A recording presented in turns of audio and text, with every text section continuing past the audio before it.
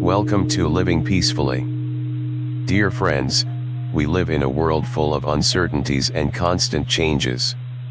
No matter how unpredictable and inexplicable life may seem, there is one undeniable truth in Buddhist teachings, the law of karma and retribution. This is a natural law, like an endless cycle without a beginning or an end, where every action we take inevitably leads to a consequence. But does karma and retribution truly exist? And if so, why do we sometimes see wicked people living in luxury while kind-hearted individuals suffer hardships? This is the question we will explore together in today's lecture. What is karma? Dear respected audience, there is a question that humanity has pondered for countless generations. Why are some people wealthy while others struggle in poverty? Why do some live in happiness while others endure endless suffering? Why do some enjoy good health and longevity, while others face illness and premature death? Are these occurrences merely random? Or is there an invisible yet precise law that governs everything? For those who follow the Buddhist teachings, the concept of karma is not unfamiliar. It is not a vague belief but an unchanging truth, a fundamental principle of the universe that the Buddha realized and taught to us. Karma is not a rigid doctrine, nor is it the predetermined will of a supreme being. Rather, it is a natural law where every action, thought, and word we produce plants a seed, and in due time, under the right conditions, that seed will bear fruit without deviation, without error. Karma, the immutable law of the universe. Karma functions like the turning of a wheel. If one sows virtuous deeds, it is like planting a wholesome seed in fertile soil. When conditions are right, that seed will sprout, grow, and eventually bear sweet fruits. Conversely, if one sows harmful deeds, it is akin to planting a poisonous seed. When the time comes, the bitter fruit will appear, regardless of whether one wants it or not. The Buddha taught, if you want to know your past, look at your present life. If you want to know your future, look at your present actions. With just these two lines, we can understand that nothing in this world happens by chance. Prosperity or decline, honor or disgrace, happiness or suffering, all are results of past and present actions. If today, one experiences hardship and misfortune, rather than blaming fate, one should reflect on past actions that led to this outcome. And if one desires a better future, lamenting is not the answer. The key is to act rightly in the present moment, for this moment is where we sow the seeds for tomorrow. Karma extends beyond a single lifetime. Our existence is not limited to a few fleeting decades but is part of an unbroken continuum spanning countless lifetimes within the cycle of birth and rebirth. Some karmic seeds were sown in past lives but have not yet ripened due to insufficient conditions. When conditions align, they manifest in this life. Some seeds planted in this life may not bear fruit immediately but will come to fruition in the next life or beyond. Therefore, do not hastily conclude that evildoers prosper while the virtuous suffer. It is merely a matter of time. Karma waits for the right moment to unfold. Karma, conditions, and results, the profound mechanism of the universe. To fully grasp karma, we must also understand the role of conditions. In Buddhist teachings, all phenomena arise through interdependent conditions. Nothing exists in isolation. Karma is the initial cause, but for it to bear fruit, the right conditions must be present. Karma is like a seed, while conditions are the soil, water, sunlight, and air needed for it to grow. Without suitable conditions, the seed may remain dormant, waiting for the right time to sprout. For example, if someone performs good deeds but does not see immediate rewards, it is not because karma is flawed but because the right conditions have not yet come together. When the conditions mature, the results will appear perhaps in this life, perhaps in a future one. Similarly, if someone engages in wrongdoing but still enjoys temporary prosperity, it is not because karma is absent, but because the consequences are not yet ripe. When the time is right, no one can escape the effects of their actions.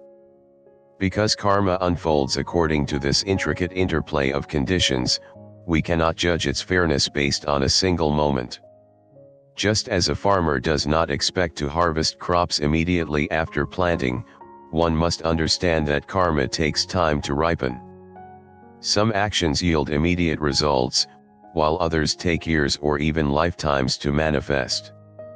Karma and personal responsibility. Understanding karma liberates us from notions of predestined fate or blind luck. For those who comprehend the Dharma, destiny is not a fixed script but the unfolding of past and present actions. This means we are not bound to a singular path. We have the power to shape our future by altering our present actions. If one faces suffering today, instead of resenting life, one should reflect on the seeds previously sown. If one desires a better future, the effort must begin now by cultivating positive actions. Those who practice virtue, uphold ethical living, and refrain from greed, anger, and ignorance will undoubtedly experience favorable outcomes in due time. Karma also teaches us patience and understanding. When others treat us unfairly, rather than harboring resentment, we recognize that this suffering arises from past karma.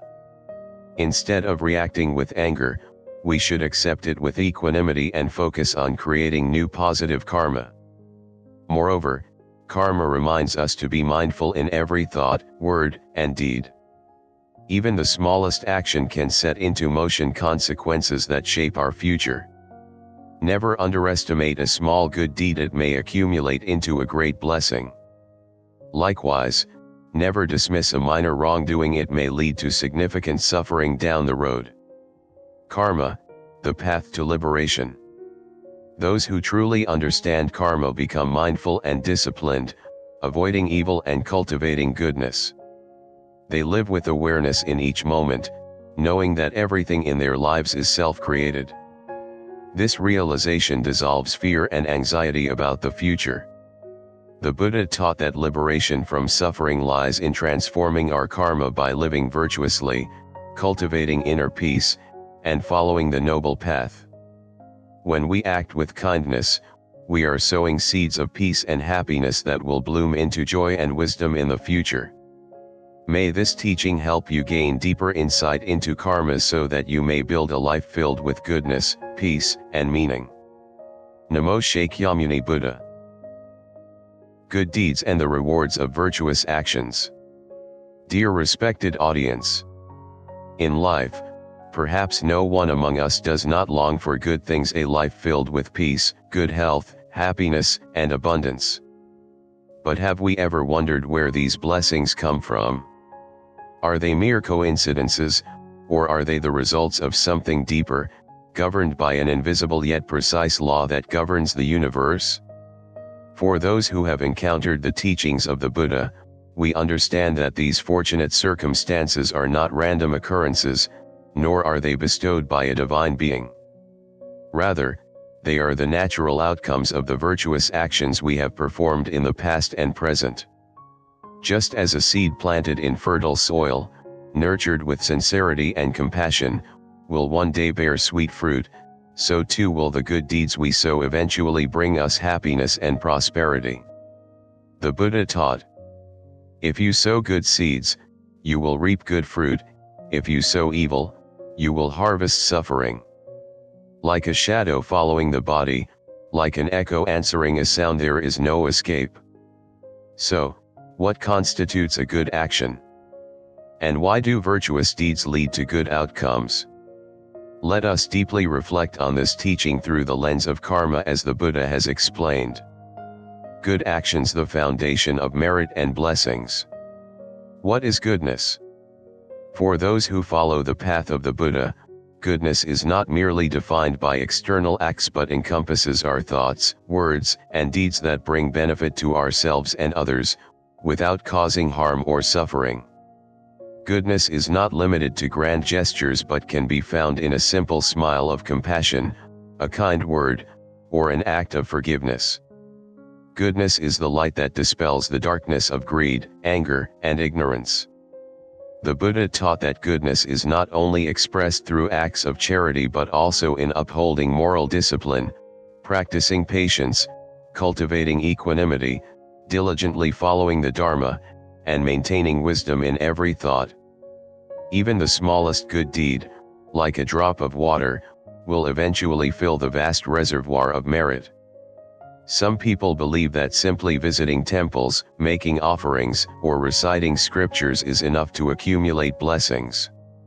However, merit does not come solely from rituals but from the sincerity of the heart when engaging in good deeds. A person who helps others with a pure heart, without expecting anything in return, will receive immeasurable blessings. On the other hand, if someone donates or helps others merely to gain recognition or praise, the merit gained will not be complete and may even lead to arrogance, diminishing future blessings. Therefore, when doing good, we must cultivate a pure and joyful mind, free from attachment, so that the merits we gain will be complete and enduring. The positive results of virtuous actions. A person who performs good deeds will undoubtedly receive favorable outcomes, but these results may manifest in this lifetime or in future lifetimes, depending on when the necessary conditions come together. In life, we often see people who seem to have good fortune wherever they go, receiving help from others, having successful careers, and enjoying harmonious families. These blessings are not random but the result of virtuous actions they have performed in past lives. Some people are born with a dignified appearance and a pleasant voice, earning the respect and admiration of others. This is because, in past lives, they lived truthfully, spoke with kindness, and refrained from harming others with their words. Conversely, those who are frequently ridiculed, disrespected, or have harsh voices and unattractive features may have, in the past, spoken harshly, caused division, or harmed others through deceitful speech. Those who live long, free from illness, and enjoy robust health likely abstained from killing, practiced compassion, and helped those in need. Those who are wealthy and financially secure likely cultivated generosity in the past, offered help to the poor, and made charitable donations. Those born into noble families with influence and power likely upheld morality, led ethical lives, and contributed positively to society. These are not superstitions or blind faith, but the natural workings of karma. The Buddha said, "To understand what you did in past lives, look at your present circumstances. To see what your future will be, observe what you are doing today." Understanding this, we will no longer resent life's inequalities or envy those who seem to be more fortunate. Instead, we will realize that if we desire a better future, we must start now by planting the seeds of goodness. Transforming negative karma through good deeds. None of us are without negative karma. Through countless lifetimes of wandering in samsara, we have inevitably made mistakes, harmed others, and sown unwholesome seeds. However, karma is not a rigid punishment, it is a law that allows transformation. If we have sown negative seeds in the past, but in the present, we strive to change, to perform good deeds, and to sincerely repent, then those negative seeds can be transformed. Just as a bitter cup of water can become sweet if we keep adding honey, so too can our past misdeeds be purified through virtue. Many people, when facing suffering, become resentful, discouraged, or disheartened. However, if we understand karma, we will see that we can transform our suffering through good actions. When we practice generosity, offer charity, release animals from captivity, help those in need, uphold moral precepts, meditate, and cultivate wisdom, the weight of past negative karma gradually diminishes, just as ice melts under the warmth of the sun. Therefore, instead of blaming fate, let us engage in good deeds today, for that is the only way to ensure a brighter future. Creating a life of happiness through good deeds. Good actions not only bring us external success and comfort but also cultivate inner peace and serenity. When our hearts are filled with love, compassion, and equanimity, we will no longer be disturbed by worldly troubles, nor will we be tormented by fear and anxiety. This inner harmony is the foundation of true happiness. Understanding karma allows us to appreciate even the smallest good deeds. A kind word, a helping hand, a moment of compassion, all are building blocks for a better future. May we all, starting today, nurture a heart of kindness and sow the seeds of goodness so that not only in this life but in all future lives, we may experience peace, joy, and ultimate liberation. Namo Shakyamuni Buddha. Evil deeds and their inevitable consequences. Namo Shakyamuni Buddha. Respected audience. In this world, there are those who are born into fortunate circumstances, enjoying blessings, living a peaceful and happy life. Yet, there are also those who endure immense suffering, constant illness, poverty, misfortune, and a life seemingly filled with endless hardships. Why does this happen? Why do some people live in wealth and luxury while others wander in destitution? Why do some enjoy long, healthy lives while others pass away at a young age? Are these events mere coincidences, or are they dictated by some divine power? The Buddha taught that everything we experience in this life is neither random nor predetermined by an external force.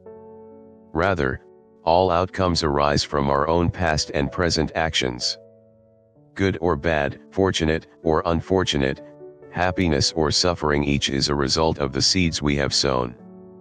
In the previous discourse, we explored virtuous actions and the positive karmic rewards they bring. Today, we will reflect on the opposite reality, evil deeds and their inevitable consequences. This is not to instill fear but to awaken our mindfulness, to encourage each of us to examine our own actions, and to learn how to transform negative karma, avoiding the seeds of future suffering. Evil deeds, the root of suffering. What constitutes an evil deed? Evil deeds are not limited to heinous crimes such as murder, theft, or fraud. Even deceitful words, malevolent thoughts, and actions that harm others are considered negative karma.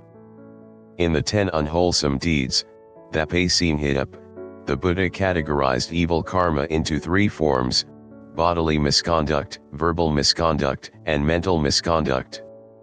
Bodily misconduct includes killing, stealing, and sexual misconduct.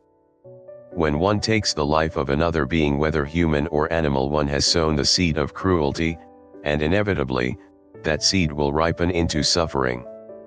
A person who dominates and oppresses others in this life may be reborn in a future life as a weak and helpless being, facing illness, violence, or premature death.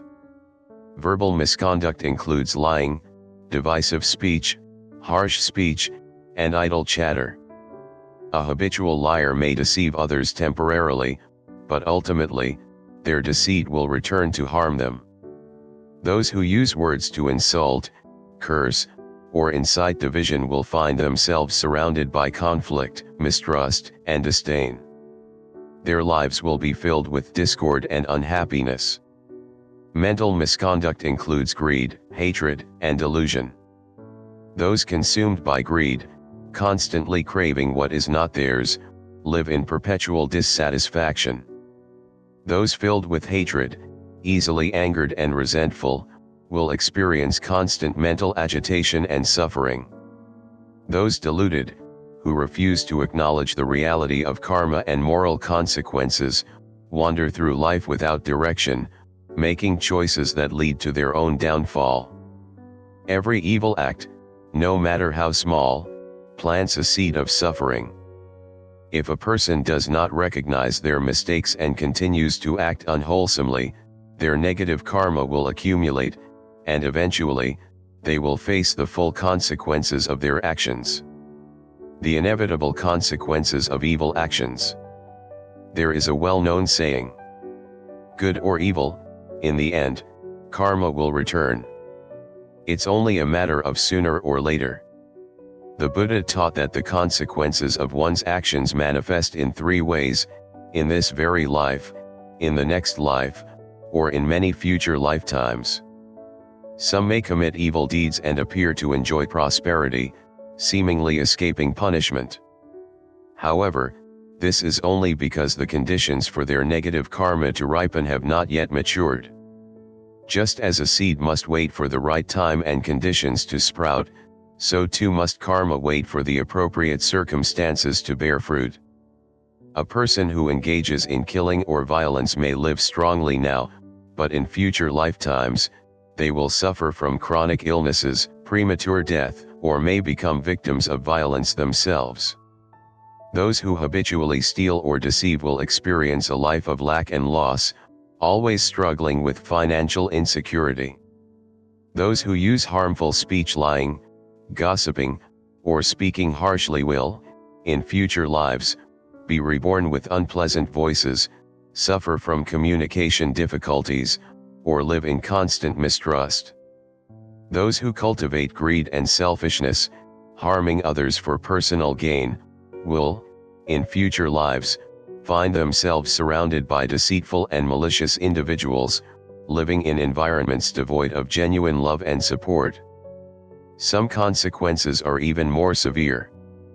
Those who commit extreme evil, such as mass killings, environmental destruction, or disrupting the teachings of the Dharma, may be reborn in the hell realms, experiencing unbearable suffering.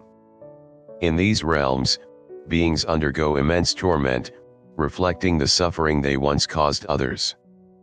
These teachings are not meant to instill fear but to awaken our awareness. Once an action is committed, no divine power can erase its consequences, and no one can endure our suffering on our behalf. Each of us is solely responsible for our own karma. Transforming negative karma, the path to liberation. While karma is precise and inevitable, there is hope karma can be transformed. If a person has accumulated negative karma but sincerely repents, stops their harmful actions, and actively cultivates virtue, they can gradually diminish the severity of their past misdeeds. Imagine a cup of bitter water.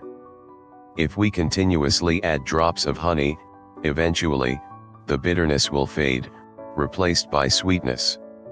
Similarly, if we counteract our past transgressions with continuous virtuous deeds, our negative karma can be purified.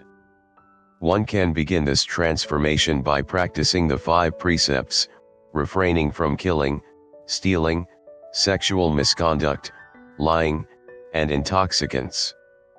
Engaging in acts of generosity, offering alms, supporting the needy, releasing captive animals, chanting sutras, and practicing mindfulness can significantly purify one's karma. Negative karma is not a punishment, it is a lesson. When we understand this, we will stop blaming fate, stop fearing karma as a form of retribution, and instead use it as an opportunity for growth and spiritual awakening. Avoiding evil and cultivating a life of peace.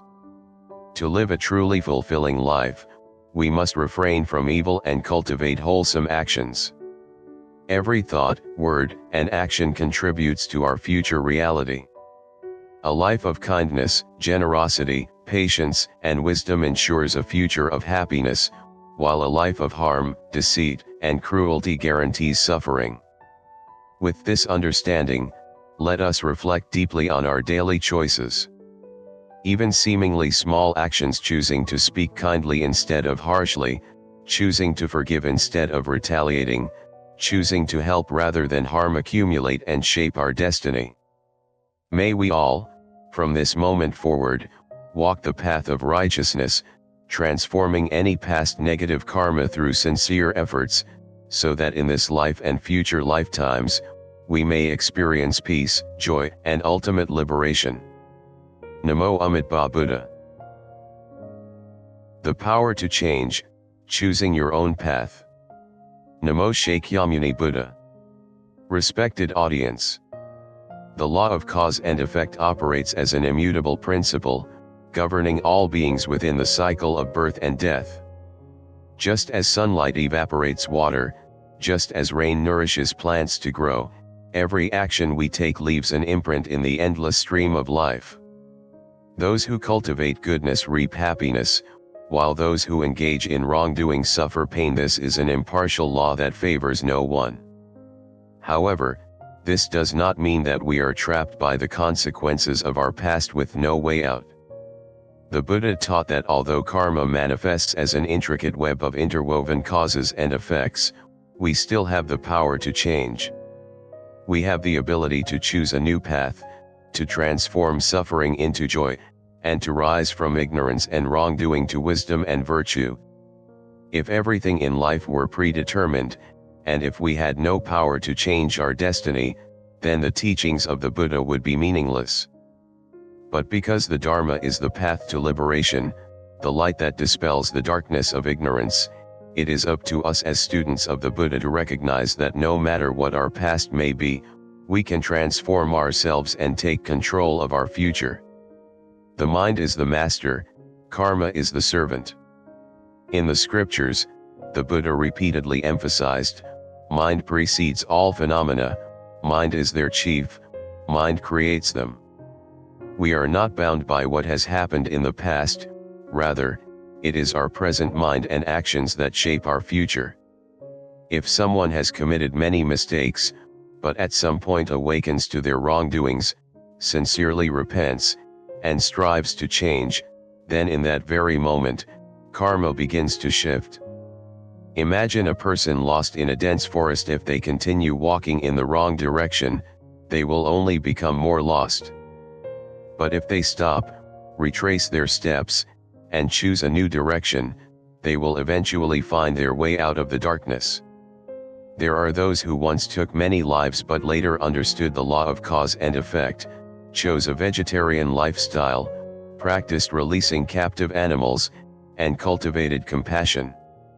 That is karma transformation. There are those who once spoke deceitfully or harshly, but upon realizing the power of words, they learned to be truthful, kind, and considerate in speech. This too is karma transformation. Thus, we must not think that negative karma is irreversible. We should not lose hope in ourselves, nor should we believe that because we have made mistakes, there is no way to redeem ourselves. Karma is not a form of punishment, rather, it is an opportunity for us to awaken and perfect ourselves. No one can change karma for us, but we can change ourselves. Many people tend to rely on external forces, hoping that a divine being can erase their sins. They participate in rituals and prayers, believing that a few words of supplication will help them escape the consequences of their actions. But the Buddha taught that no one can take away our karma, only we can transform it. Imagine someone who has accumulated a great debt. If they only pray but make no effort to earn money, their debt will remain. However, if they begin working and diligently save, then no matter how large the debt, one day it will be fully repaid. Similarly, if we have created negative karma, instead of fearing or lamenting, we must start practicing virtuous deeds. Let us use good actions to counteract and neutralize our past mistakes. If we have harmed others, let us find ways to help them. If we have been selfish, let us learn to be generous. If we have lived in ignorance, let us study the Dharma to illuminate our minds. Karma is simply the result of our actions, and our actions are guided by our mind. When our mind changes, our actions change, and in turn, our karma changes. Choosing the right path, directing your future. In the discourse One's Own Deeds, the Buddha taught, by oneself, evil is done, by oneself, one is defiled. By oneself, evil is avoided, by oneself, one is purified. Purity and impurity depend on oneself. No one can purify another. This means that we are the masters of our own destiny. If we wish for a better future, we must begin sowing wholesome seeds right now. There is a story of a poor man who once came to the Buddha and lamented, "Venerable Lord, I am impoverished and beset with misfortune. Is there any way for me to change my fate?" The Buddha asked him, "If you plant chili seeds, can you expect to harvest sweet fruit?" The man shook his head. "No, Lord. Whatever seed I plant, that is the fruit I will reap." The Buddha nodded and said, "Exactly. If you want sweet fruit, you must plant sweet seeds. If you want a better future, you must start changing your actions from this moment forward." Upon hearing this, the man understood. From that day on, he ceased blaming fate and instead began cultivating good deeds, practicing generosity, doing virtuous acts, and observing moral precepts. Over time, his life transformed, and he became a respected and happy person. Repentance and vows, the first steps on the path to change. In the Sutra of 42 chapters, the Buddha taught, if a person commits wrongdoing but sincerely repents, resolves never to repeat their mistakes, and actively cultivates virtue, then their negative karma will gradually lessen like a stream of pure water washing away dirt. But if they commit wrongdoing and do not repent, their sins will only grow heavier, like an infected wound that, left untreated, festers into an incurable disease. Repentance is not just a ritual, it is a genuine transformation of the heart. When we realize our mistakes, we must deeply regret them, firmly resolve to change, and actively manifest this change through concrete actions. To change our destiny, we must make strong vows for self-transformation. Every day, let us remind ourselves, I vow to refrain from all unwholesome deeds, even the smallest ones. I vow to cultivate good deeds, even the smallest ones. I vow from this day forward to live with compassion and wisdom, free from anger, greed, and delusion. These vows serve as guiding principles that will lead us forward, helping us gradually break free from the chains of negative karma and cultivate the seeds of virtue for a brighter future. The past cannot be changed, but the future can be. The road ahead is ours to choose. If today we plant wholesome seeds, then tomorrow we will enjoy sweet fruits. If today we make efforts to correct our mistakes, then tomorrow we will walk a path free from regret. Therefore, right now, let us take charge of our power to change, and consciously choose a path of wisdom, virtue, and liberation. Namo Amida Buddha. Karmic Retribution, the Unchanging Truth. Namo Shakyamuni Buddha. Respected audience. The law of karma is not a doctrine designed to instill fear, nor is it a predetermined fate that humans must passively accept. It is the fundamental truth that governs the workings of the universe and every aspect of our lives. Through our discussion, we can clearly see that nothing happens randomly, that luck and destiny are but illusions. Instead, everything follows the intricate patterns of karmic consequences shaped by our own actions. And most importantly, we possess the power to change, to take control of our future paths. If we have created negative karma in the past, there is no need to fear, for everything can be transformed just as a river, though muddy, can become clear again, just as the sun, though veiled by clouds, will eventually shine once more. What matters most is our diligence and determination to change, not merely in words but in actions, every day, every hour, every moment. Karma does not bind us, it guides us. Some believe that karma is a prison, trapping people without escape, that those who have committed evil deeds are doomed to inevitable suffering. But this is not what the Buddha taught. The Buddha did not present karma as punishment, but rather as guidance, not as shackles, but as a lesson that fosters spiritual growth. Imagine karma as a strict but compassionate teacher. If we make mistakes, this teacher does not punish us out of anger, but rather shows us where we have gone wrong and gives us the opportunity to correct ourselves.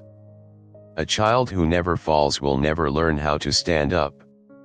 A person who never makes mistakes will never gain wisdom. Similarly, without experiencing suffering, how could we truly understand the value of happiness? Without challenges, how could we mature spiritually?